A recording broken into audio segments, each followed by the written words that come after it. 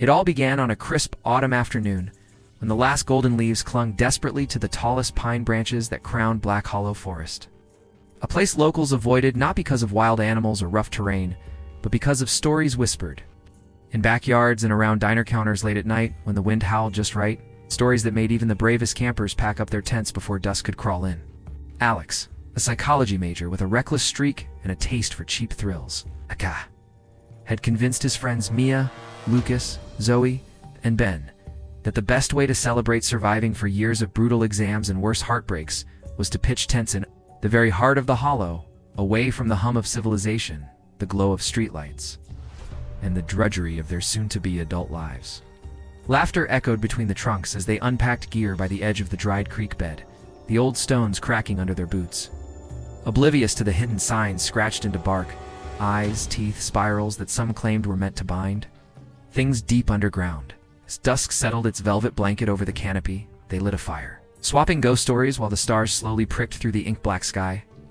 And somewhere beyond their circle of flickering safety, something ancient stirred, tasting the new voices drifting on the night breeze, coiling around trunks and branches to listen closer. Alex raised his bottle in a mock toast to the ghosts of Black Hollow, oblivious to the shadows that leaned closer. And when the wind picked up and carried a faint whisper, his name drawn out like a lover's sigh, he laughed, blaming the beer in the thrill of darkness. Ben teased him mercilessly, but in the back of Ben's mind, memory from childhood stirred, an old man's warning from a gas station. Just before the final stretch of road into the hollow, don't stay after sundown. The trees keep what they hear. But the beer was cold, the company perfect, and the laughter louder than fear. By midnight, the forest hummed with secrets it had waited decades to tell. Only the pines, swaying gently against a starless sky, knew how this story would end. The fire sputtered as Alex poked at it with a charred stick, setting up a flurry of embers that danced like restless fireflies into the suffocating dark above. And while Mia snuggled closer to Lucas for warmth, Ben cracked another can open, ignoring the way the wind hissed through the branches as if mocking their laughter. Somewhere beyond the reach of the firelight, a pair of eyes blinked open, blacker than the pitch around it, watching, listening, savoring the vibrations of their careless voices that rippled through roots and soil to where old hunger slumbered. Zoe shivered, pulling her hoodie tighter, claiming the drop in temperature made her teeth chatter. But in truth, it was the silence that fell between gusts of wind. The forest seemed to hold its breath each time their giggles died, as though waiting for permission to speak in a tongue older than words. When Alex dared Ben to venture 10 yards into the trees alone, the circle exploded with drunken whoops and dares. But Ben, half drunk on bravado and cheap beer, lifted the flashlight and stumbled off the path, swearing he'd return with proof that the hollow was just a fairy tale for weak-hearted city kids. Minutes stretched like taut wire, each crackle of underbrush snapping louder than the last joke. And when his beam vanished behind the gnarled trunks, a silence settled that none of them could laugh away. Ben, quit screwing around. Alex, called, voice brittle, yet the pines answered with a chorus of dry sighs, their needles hissing a tune only they understood. When the snap of a branch finally broke the tension, they leaned forward expectantly, but instead of Ben's goofy grin, something else stepped into the faint moonlight, a shape so wrong it made Mia's heart convulse in her chest. A figure, half draped in Ben's jacket, half absorbed by the creeping shadows that seemed to drip from its limbs like spilled ink. Lucas stumbled back, clutching Zoe's hand so tightly she whimpered, "Oh yeah." And Alex froze, mouth agape, his half-raised flashlight trembling as the thing raised what might have once been Ben's hand and beckoned them closer. A damp gust that snuffed out the fire with a single hiss, plunging them into darkness so thick it tasted like grave soil on their tongues. And in that moment, the hollow spoke through the pines, 1,000 whispers overlapping, telling them every sin they'd hidden behind forced smiles and drunken laughter. Mia felt her knees buckle as memories she'd buried with pills and cheap therapists bubbled up, the baby she never wanted, the life she never mourned, and somewhere inside that chorus of ancient trees, something laughed a dry, rasping chuckle that promised every secret would soon find a mouth to scream it from the roots to the treetops. Alex scrambled to relight the fire, fingers numb, cursing the damp matches, while Zoe rocked back and forth, whispering her mother's prayers. But the hollow was already opening wider, swallowing Ben's shape, his borrowed jacket dropping too, the ground empty, except for the bloody sleeve fluttering like a torn flag in the wind. When the flame finally sputtered to life again, It was too late. The circle of safety was broken, and the hollow's heart beat faster, eager for its new secrets to bleed out beneath the whispering pines. The fire flickered weakly, its warmth nothing against the cold breath leaking from the hollow's deeper veins. The four remaining friends, huddled so close that their shadows tangled into a single writhing shape across the forest floor, yet the darkness seemed to press tighter, as if drawn to the heat of their panic. Alex's mind spun useless circles, replaying the moment Ben vanished into the skeletal trunks one step too far. One stupid dare that tore the thin membrane between their world and the one the hollow kept beneath its roots. Lucas tried to dial for help, but his phone screen bled static before dying in his shaking hands. And Zoe, whose eyes had turned glassy with terror, muttered between clenched teeth, "It wants us to leave. It wants us to run." But the forest had already swallowed every trail, every familiar rock and crooked signposts, twisting paths into loops that fed back to their desecrated campsite. Mia pressed her palms to her ears to muffle the whispers, but they crawled along her scalp, burrowed behind her eyes, chanting the name she never told anyone, Leela. The name she'd given the unborn child she buried in silence years before, now spoken by the rustling branches like a lullaby turned threat. Alex forced himself to stand, brandishing a half-burned stick as if flame alone could hold back the crawling dark, barking orders that cracked like dry twigs. "Pack up, we're leaving. Now stick together. Nobody goes alone, Lucas. Grab the gear, Zoe, stay with Mia." But as he spat frantic commands, the shadows danced just beyond the firelight, taking forms that mimicked Ben's laugh, Lucas's voice, even the soft sobs Mia thought were hers alone. The trees swayed, though there was no wind, their limbs creaking, like old bones settling into a grave that widened each time a footstep faltered. When they finally broke camp, backpacks half-zipped and sleeping bags dragging through the leaf litter, they stumbled in single file. Alex in front with his flaming stick, the others clutching each other's sleeves so tightly they tore fabric, with every startled jerk. At first the plan seemed to work. They moved, they breathed. They left the empty clearing behind, but the path ahead split and split again, until Alex realized they'd passed the same splintered pine 3 times. The same knot in the trunk, shaped like an open eye, always watching. Mia whimpered that she couldn't keep moving, her legs shaking like wet paper. But Alex grabbed her arm so hard she gasped, his eyes wide and brimming with an anger born of fear. "We don't stop. If we stop, we die. Do you understand?" Yet behind them, the hollow exhaled a sigh that shivered through the canopy, and a chorus of whispers rose in its wake, each voice a tattered echo of the secrets they'd kept locked inside ribcages too fragile to hold the weight of confession. Then Lucas heard it, Ben's laugh, too real to nourand against every trembling instinct. He broke from the line, crashing through underbrush like a wounded deer, shouting his friend's name while the forest greedily swallowed the sound. Alex cursed, spinning to follow, but Zoe's scream stopped him dead. "Look." And when he turned, he saw the trunks bending inward, forming an archway slick with sap that dripped like blood. And beyond it, something moved with a shape both familiar and impossibly wrong, beckoning them deeper into the place where the hollow kept its truest nightmare waiting. Roots coiled like snakes around the bones of every fool who thought they could outwit the pines. Alex stood frozen at the edge of the bent and bleeding archway, breath steaming in the icy air that seemed to pulse from within the pine cathedral, each heartbeat matched by the rustling hush of 1,000 needled voices promising secrets and salvation, if only he stepped through. Behind him, Mia clutched Zoe so tightly, her nails drew blood through the fabric of Zoe's sleeve. But Zoe barely noticed, her eyes fixed on the shape within the archway that swayed side to side like a hanged man caught in a draft, a shape that wore Ben's grin stretched too wide and too thin over something else entirely. Lucas's shouts cracked through the night. The pines absorbed them, fed on them, bending branches to shepherd him toward the heart of the hollow, where no star dared shine. Alex turned back to the girls, mouth dry as ash, voice hoarse with the gravel of panic and despair. "We can't stay here. We can't follow Lucas. We can't go back. We go through. We go through, or we die out here like Ben." He didn't believe his own words, but they clung to him like armor made of lies. And when he pushed the burning stick through the arch, the shadows recoiled for just a breath, just long enough for him to step into the mouth of the hollow's secret throat, pulling Mia and Zoe behind him. The air beyond the archway smelled wrong, like wet earth and rotting. Meat sweetened with pine sap, the ground pulsed underfoot, spongy and warm as if veins slithered beneath the soil, carrying whispers from root to root until they bloomed. In his mind, Alex the liar, Alex the cheat, Alex the coward who left his brother to drown when they were boys. The memory he buried so deep he forgot its weight until the hollow dredged it up, polished it, and pinned it behind his eyes like a splinter that would never heal. Mia stumbled behind him, vision swimming with shapes that blinked in and out of. The trunk's her mother's face, pale and twisted from the overdose. Her lips moving in a silent apology Mia could never accept. Zoe had stopped weeping altogether, her eyes glassy, wide, seeing things beyond the veil of bark.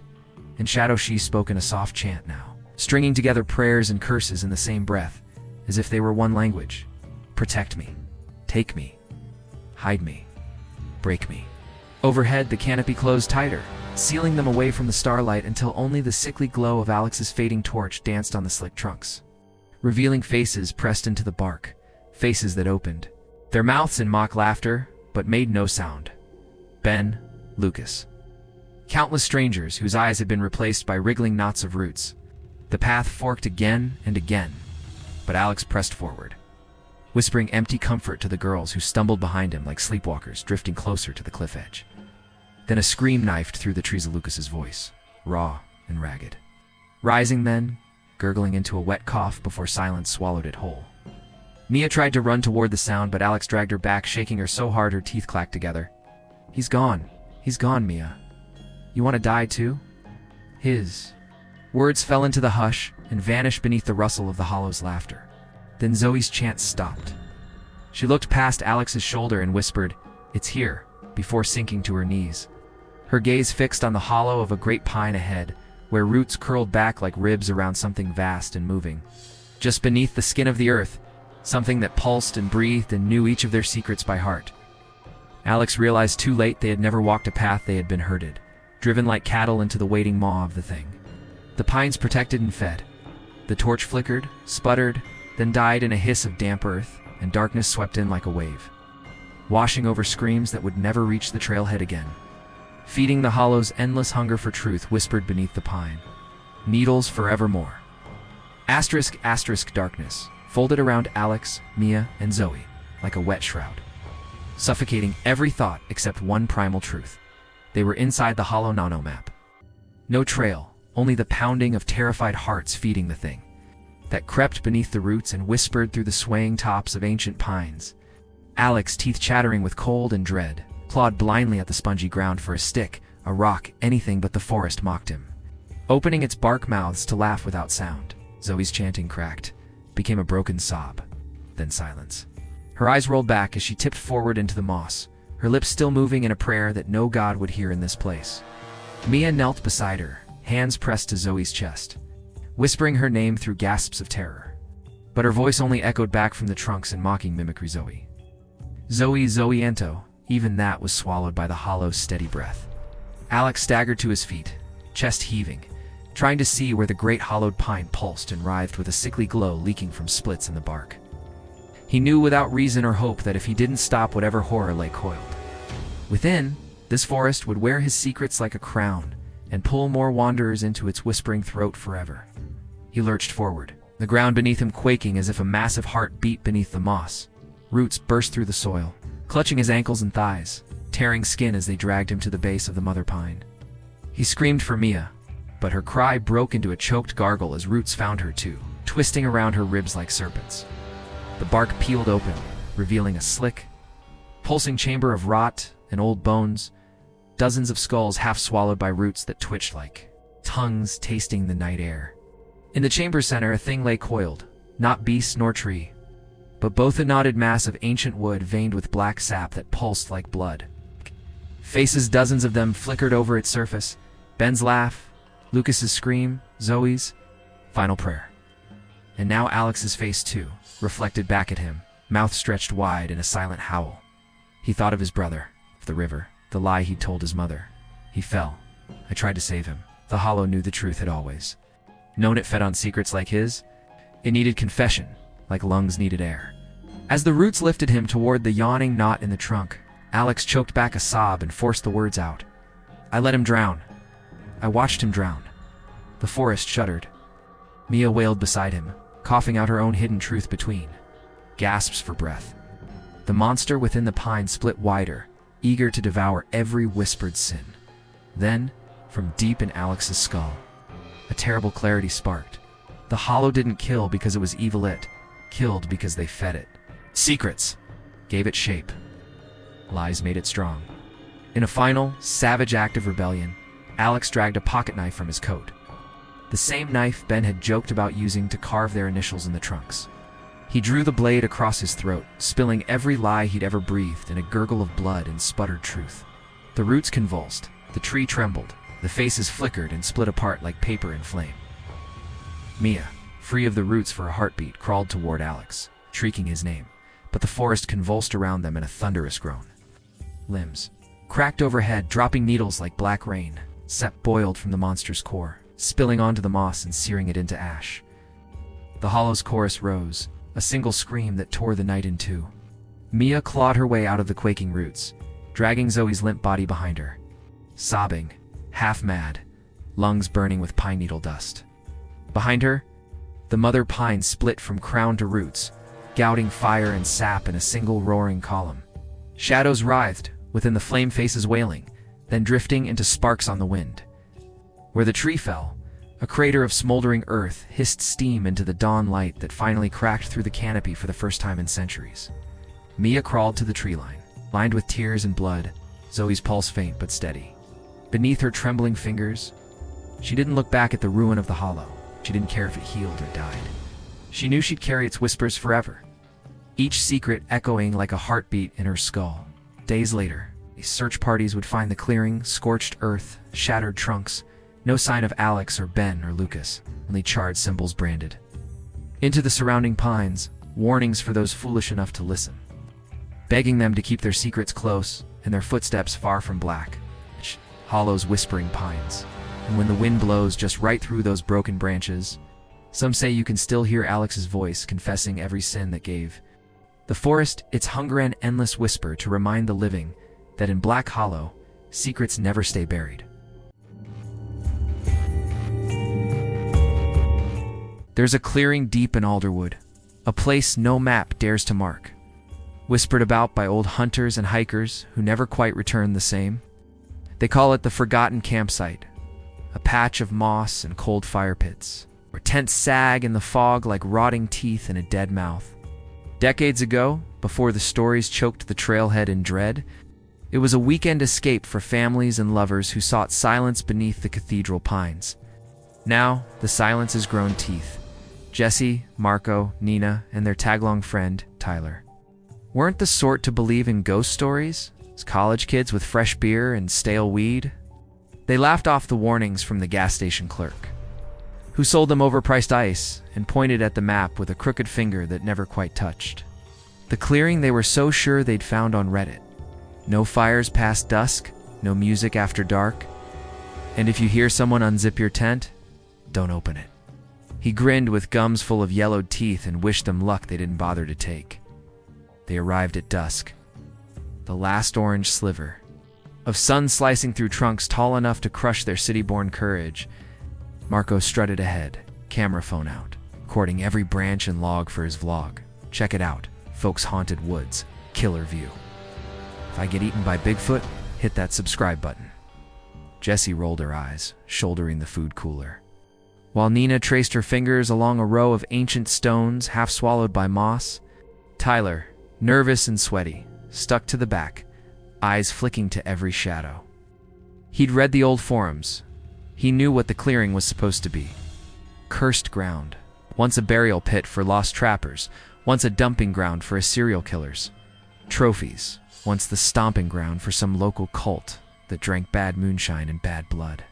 Or maybe all three, if you asked the right old man by nightfall.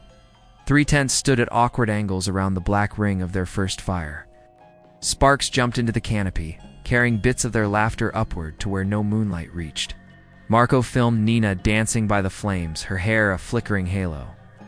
Tyler sat a little too far from the fire, hugging a flask and flinching every time the forest exhaled. Jessie tucked a knife into her boot, unseen. Somewhere beyond the circle of firelight, something moved softly at first, a scuffle mistaken for wind, a twig snapping beneath the hush of the pines. Hours passed like breaths held too long. beer cans emptied. Jokes curdled into awkward silence. Marco, drunk and grinning, wandered into the dark with his camera. Chasing some half-seen shadow he swore looked like a girl in white. Nina dozed in Jesse's lap, murmuring about cold fingers. Brushing her cheek, Tyler heard it first. The faint zip of nylon, the whisper of tent flaps flicking open where no one stood. He turned to tell Jesse, but the words died when he saw a shape behind her, half mist, half flesh. An outline of something bending into the firelight but never touching it. Marco's distant laughter broke into a scream that cut off so cleanly it sounded like a door slammed shut. The forest swallowed the echo. Jessie jerked to her feet, dumping Nina onto the cold dirt. Tyler backed away from the fire, eyes locked on the tents, now trembling in the windless clearing. Inside the flapping doors, shapes crawled impossible. Shapes, bones without skin, skin without faces, whispering in a language that made the embers hiss in protest. Nina opened her mouth to scream, but what crawled from her lips wasn't her voice anymore. The fire died. The last warmth flickered, and the tents swallowed them all zip by zip. Whispered by whisper until the forgotten campsite welcomed for more secrets into its soft, damp soil beneath the pines that never remember, but never forgive. Asterisk the clearing. Should have been empty by sunrise, just soggy footprints, cold ash, and zipped-up tents deflated like old lungs. But the forgotten campsite doesn't care about dawn or rain or time. It holds on. It feeds. And when the first light cracked through the crooked pines, it found Jessie staggering out of the largest tent, clothes soaked in sweat and something thicker. Her eyes were wide but blind to the waking world, pupils pinned on a nightmare no sun could burn away. Behind her, Nina's tent bulged at the seams. Every few seconds, the fabric trembled as if hands pressed from within, groping for the zipper. The flap anything to crawl out and into the air that smelled of wet moss and spoiled blood. Jessie fell to her knees near the cold fire ring, retching up black water that steamed where it touched the stones. In her mind, Marco's laughter looped behind her skull, the final shout, the gurgle, the soft crunch. Tyler's voice broke through, too pleading for help, while unseen hands dragged him backward through the flap like a fish snatched under ice. Somewhere behind her, the last tent Marco stood half collapsed. A single handprint smeared in. Ash marked its flap. 5 long streaks where fingers had burned through the nylon during the night. No sound came from inside now. But the shape beneath the collapsed fabric shuddered whenever Jessie sobbed too loudly. Asterisk. She crawled to the cooler, flipped the lid open, rummaging for water, but finding only cans half crushed by some unseen weight. A low voice hummed behind her shoulder. Not human, not entirely wind, but something that shaped itself into her brother's voice, long dead from the same forest that had never let their family go. Jessie, open the flap, let him breathe. She squeezed her eyes shut, pressed her palms to her ears. But the whisper wriggled under her skin like maggots in meat. Slowly, the tents began to unzip themselves one tooth at a time, revealing wet shadows crawling through piles of clothes, half-eaten rations. Marco's camera, blinking a low battery warning while it filmed the impossible, bones knitting together under bruised flesh. Grins stretching too wide in the low light. Jessie lurched to her feet, dragging one boot behind her where a root had coiled around her ankle during the night, chewing her skin raw. She limped toward the trailhead that no longer existed, just a wall of pines pressing closer. I'll be dead. Needled fingers brushing her face like mother's cold hands. Asterisk somewhere behind her. Tyler's voice rose from Marco's tent cracked and wet, chanting an apology to no one or everyone. Jessie didn't look back. Her last thought before the branches closed around her was a promise she made at 7 years old while camping with her brother the night he drowned. If the forest ever calls you back, don't answer. She answered anyway. Asterisk in the clearing. 3 tents breathed in unison, low, patient, knowing the trail would find more feet soon enough. And the forgotten campsite waited, always hungry, always whispering, zip the flap, come inside. You won't be alone again, asterisk. Days bled together like old film left in rain. The forgotten campsite had no use for calendars. It measured time by heartbeats lost beneath its moss, by bones cracking softly under tents that swelled and deflated like lungs. When the park rangers found the clearing more by accident than search, they found no kids. No gear, just 3 mold-slick tents zipped so tight the fabric hummed. Ranger Daniels, 15 years on the job, never flinched at bears or cougars, but the moment he tugged, a flap opened and saw what pressed against the nylon from the inside. His knees locked and his breakfast crawled back up his throat inside. A wet heap of clothes and hair twitched in the low light. Eyes blinked from under shirts and sleeping bags. Lips mouthed words, but no sound came. Daniels slammed the flap shut and ordered the other ranger, a rookie named Cole, to radio for backup and tape the whole place off. But the forest swallowed their signal, the radio spitting only static threaded with something that might have been weeping or laughter or both. While Cole vomited behind a tree, Daniels squatted by the fire ring, poking at the cold ash. His mind chewed on old stories, cautionary tales from the original trailblazers, who claimed Alderwood had roots tangled in unmarked graves, massacres, unholy oaths whispered by people who vanished from records, but not from memory.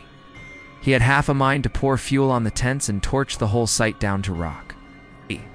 But he didn't. He thought of the sheriff, of news crews, of lawsuits. Instead, he zipped the flaps tighter and told Cole they'd come back with animal control. They left the clearing in silence, never noticing the soft ripple that passed through the tents once their boots faded into the trees. At dusk, a new sound joined the forest's breath, a cheap Bluetooth speaker, crackling with Marco's last recording.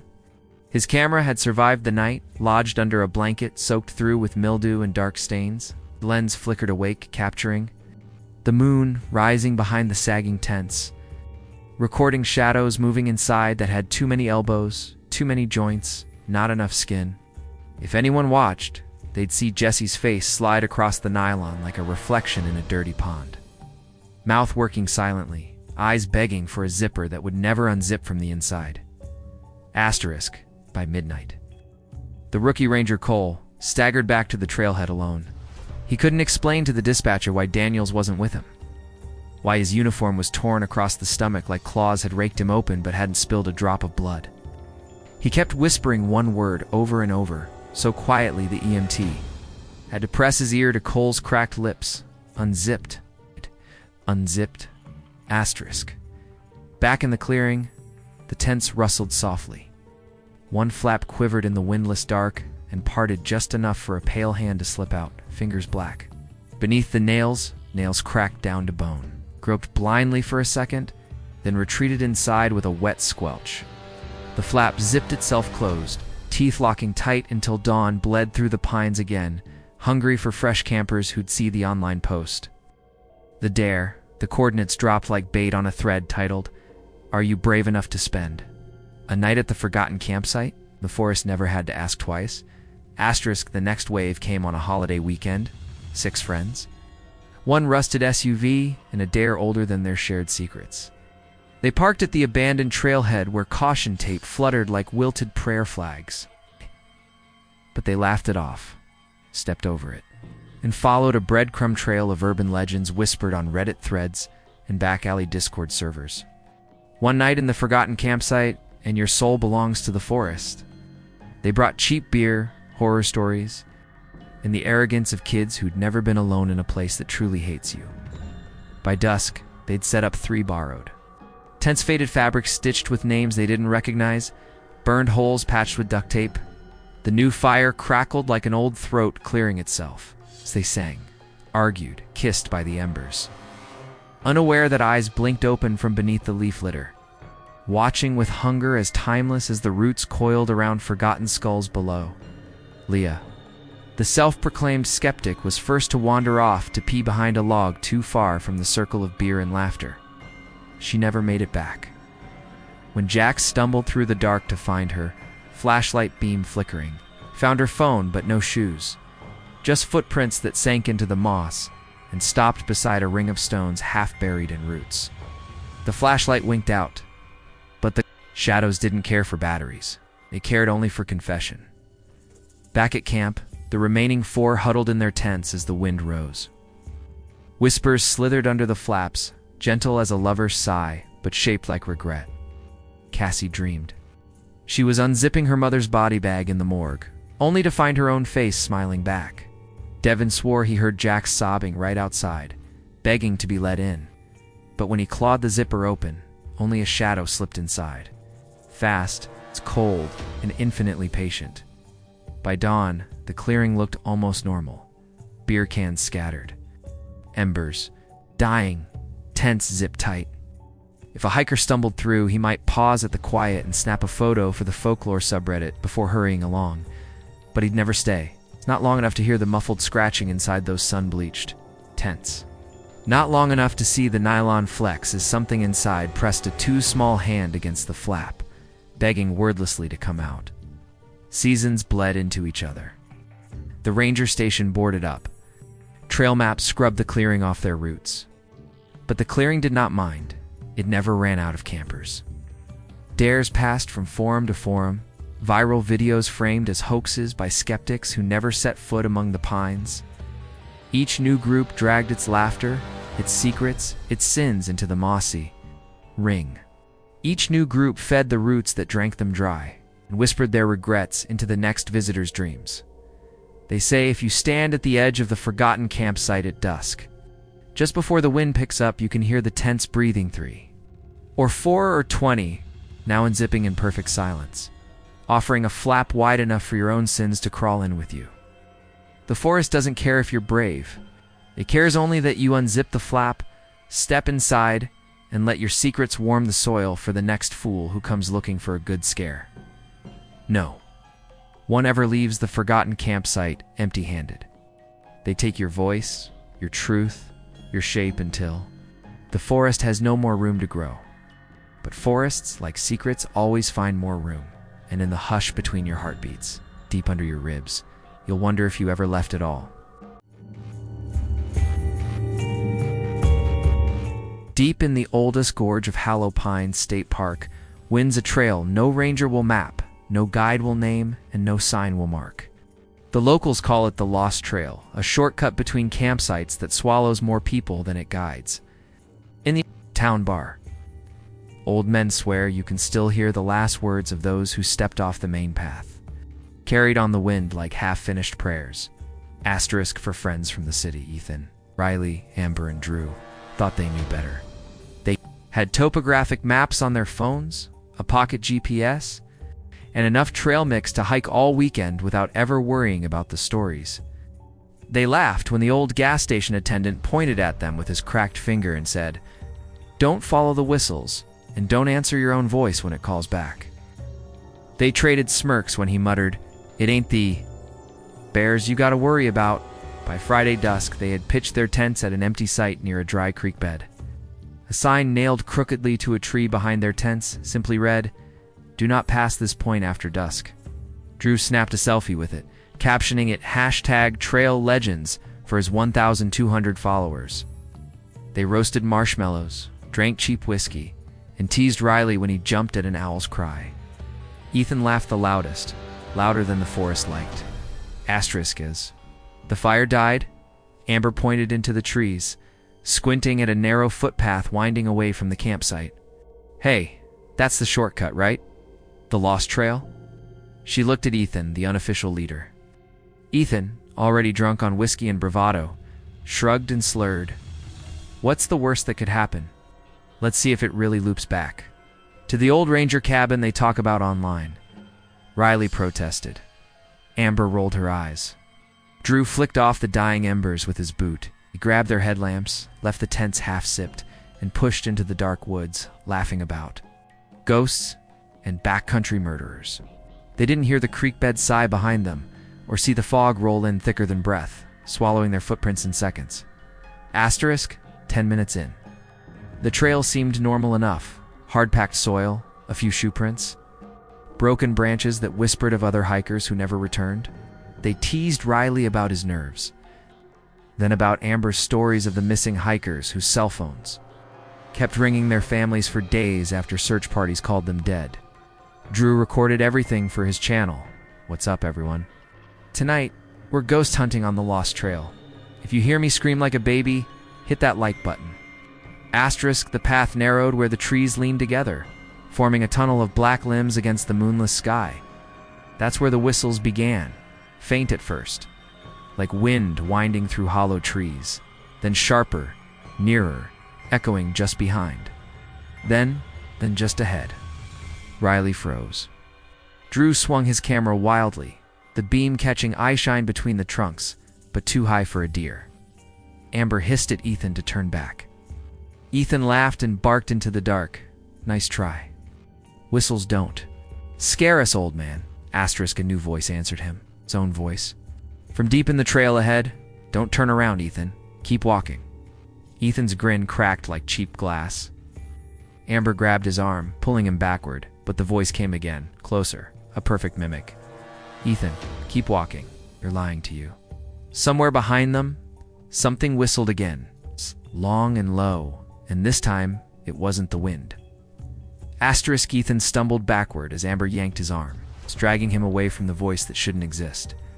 Riley's headlamp flickered, catching glimpses of thorny underbrush writhing between trees that looked older than the park itself. Drew swung his camera in wide arcs, breathing hard, the plastic casing creaking in his trembling hands. Every time the lens passed a gap in the brush, it caught a sliver of something pale ducking behind the trunks, too fast to focus, too slow to be wind. Shut up, Riley hissed, voice cracking. The forest fell silent, as if it had been holding its breath. For a heartbeat, there was only the distant drip of dew falling from pine needles. Then, faintly, Drew's own voice giggled somewhere off the trail. Hey guys, check this out, followed by the static click of a recording button. Drew looked down, his camera was still running in his hand. It's just someone messing with us. Ethan barked, shaking free of Amber's grip. He tried to sound brave, but the whites of his eyes glowed huge in the trembling beam of Riley's lamp. Some locals trying to scare tourists come on. Let's find them and end this. He pushed ahead, forcing branches aside. The others trailed after him, their footsteps muffled in the wet moss, each step heavier than the last. Minutes or maybe hours stretched by in a blur of cold sweat and snapping twigs. The trail twisted in ways none of their maps showed, looping back on itself but never quite the same. Every time they thought they recognized a fallen log or a split tree, the bark looked freshly scarred, like claws had torn a warning in a language none of them could read. The air grew dense, tasting of copper and mold. Asterisk behind them, the forest began to mimic more than voices. Drew, lagging behind, heard footsteps matching his perfectly crunch for crunch, pause for pause. He spun, breath fogging in the light. Nothing. Only shadows swallowing shadows. When he turned back, the trail ahead was empty. Ethan, Amber, and Riley were gone.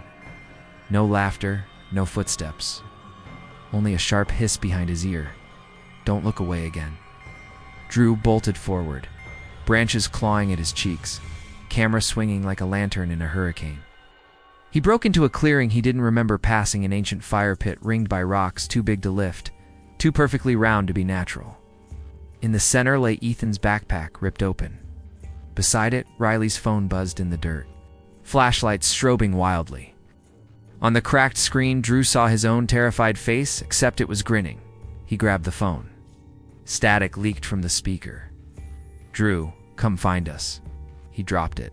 He backed away. A shape moved behind the stones, crawling low, whispering with Ethan's voice. Another shape joined it, taller, swaying side to side, like a marionette. With half its strings cut, it whistled. It's the same low whistle that first lured them from their safe circle of tents and beer. Drew ran. He didn't care where.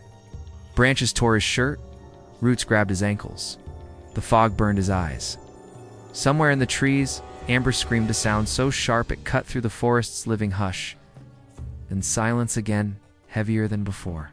He fell, face first into the moss, camera crushed under him, breath ripping in and out like a broken zipper.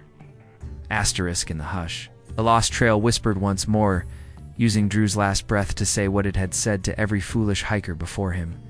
Echoes never leave. When Drew opened his eyes, Dawn was leaking through a ceiling of twisted branches, painting the fog a sickly yellow.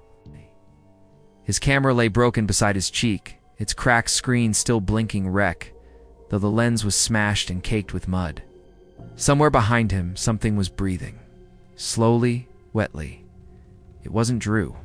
He lay perfectly still, eyes fixed on the frost-steamed ground, praying the next inhale would not be his last. The breath moved closer. Leaves crackled near his neck. A hand, cold and damp as a drowned branch, brushed his hair. Drew jerked away, rolled onto his back, and found Ethan's face inches from his own. Except it wasn't Ethan. It wore Ethan's face like a mask, too. Tight for its bones, its eyes bulged where no human eyes should fit. Its mouth stretched into a grin wider than any joke Ethan had ever told. "Found you, buddy," it hissed, voice peeling apart into an echo of Ethan, then Riley, then Drew himself. The thing hunched over him, bare feet dragging roots across the loam. It leaned close enough for Drew to taste its breath, earthy and bitter as rotten bark. It pressed a finger to his lips, his own finger, bitten off at the knuckle, but still, twitching, he gagged, then it was gone. Vanished between the pines like a mirage. Drew scrambled to his knees, every nerve screaming to flee, but his legs would not listen. He forced himself upright anyway, clutching the half-dead camera like a crucifix. Round him, the woods had rearranged no more fire pit, no more path, just walls of bark and mist. He spun in circles, dizzy and dry-mouthed, until a soft whistle snapped him still. Amber's voice floated on the breeze. "Drew, help me." He lurched forward, tripping through brambles that shredded his jeans. Each cry drew him deeper into a ravine he'd never seen on any map. The walls rose steep and slick with moss, funneling him downward like a throat swallowing. A meal that didn't want to go. At the bottom, the air stank of wet iron. Something dark pooled among the rocks. Reflecting fractured daylight, Amber knelt at the water's edge, hair plastered to her skull, eyes vacant. She didn't look up when he called her name. When he touched her shoulder, her head lolled back, and her throat, from jaw to collarbone, gaped open like bark split by lightning. No blood spilled. The wound was stuffed with crawling moss, tiny white grubs wriggling where words used to live. Behind him, the thing that wore Ethan's face laughed softly, mocking Drew's sobs. It whistled again, each note coiling through the gorge until the stones seemed to hum. The walls pressed tighter, tree roots snaking downward, weaving themselves into Amber's open neck, her empty mouth. She looked at him, eyes wide with apology. She could never speak. Drew ran. He left her kneeling there, roots knitting her to the gorge floor forever. He scrambled up the ravine, fingernails splitting on rock, heartbeat hammering so loud he almost missed the new voice that called his name. Riley's voice? It promised a way out, promised an end. Drew laughed a raw bark that tasted like tears and copper because he knew better now on the lost trail. Every promise was just another echo wearing your own face. Asterisk. Drew clawed his way up the gorge's lip, leaving scraps of skin and blood on the stone like breadcrumbs for something hungry to follow. Every gasping breath tasted less like air and more like the memory of screams he hadn't even made yet. Branches whipped at his face as he staggered back into the dense bramble of ancient pine. He could feel the forest behind him, pressing, folding, reshaping. Paths that didn't exist a moment ago twisted into existence at his feet, each one promising a way out, if only he would listen to the voice that sounded like his mother, or his sister, or his own childish sobs from a lifetime ago. Somewhere deeper in the maze of trees, Riley's laughter snapped like a dead branch. Drew turned toward it before he could stop himself. A clearing opened, possibly perfect. A ring of totems made of broken branches tied with bits of torn camping gear. Ethan's bandana, Amber's hair tie, Riley's red flannel sleeve, each knotted with strips of wet, dark cloth Drew didn't want to identify. In the center stood Riley, or what wore Riley's shape. It smiled, head cocked too far to one side, eyes glistening with a shine that flickered between curiosity and hunger. It beckoned him with a gesture that used to mean, "Bro, come here. Check this out on 100 normal nights back home." But now it only meant surrender. "You can't leave alone, Drew," it crooned in Riley's warm baritone. "Stay with us. Stay forever. No more fear. No more lies." Behind it, shadows moved. Ethan's grin, amber-stitched throat, faces. Within faces, all grinning with teeth that were never meant for people. Drew clutched the ruined camera to his chest like a heartbeat. He backed away, but the clearing folded behind him, trees crowding close like closing ribs around a heart. Every whistle, every voice, every echo clapped in his skull until his knees buckled and he fell among the roots, gasping. Fingers, his own, not his own, brushed his cheeks, gentle as lullabies, until his eyelids drooped. He saw, in that final flicker before the dark, the camera's cracked lens, reflecting a single truth. The forest did not want him dead. The forest wanted him hollow. When the first rescue team found the lost trail, weeks later, flagged by a hiker's accidental photo of a tent, half swallowed by moss, they didn't find Drew. They didn't find Ethan or Riley or Amber either. They found the ring of totems, each one draped in scraps of camping gear, and in the center, an old, mud-choked camera, blinking wreck with a battery that should have died a lifetime ago. One ranger took it home. Late that night, he played the last surviving clip. 20 seconds of Drew's face, wild-eyed, whispering a single word on loop. Goes cracking into static. Echoes. Echoes.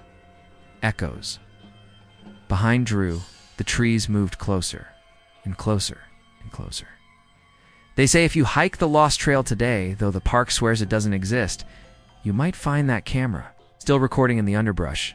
Sometimes, it catches a new face staring back at you. Sometimes that face is your own, whispering your secrets into the roots.